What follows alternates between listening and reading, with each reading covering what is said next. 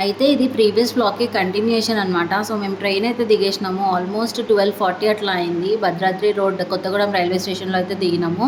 So, వాళ్ళ డాడా అయితే వచ్చారు మమ్మల్ని పికప్ చేసుకోవడానికి. ఆఫీస్ నుంచి డైరెక్ట్‌గా వచ్చారనమాట. అందుకని ఆఫీస్ వేర్‌లోనే ఉన్నారు. మా సార్ అయితే ఫుల్ ఖుషిలో ఉన్నాడు. ఎందుకంటే మేము పాప పుట్టిన తర్వాత యాజ్ ఎ ఫ్యామిలీగా అట్లా సెపరేట్‌గా స్టే చేయడం అయితే ఇదే ఫస్ట్ టైమ్ అనమాట.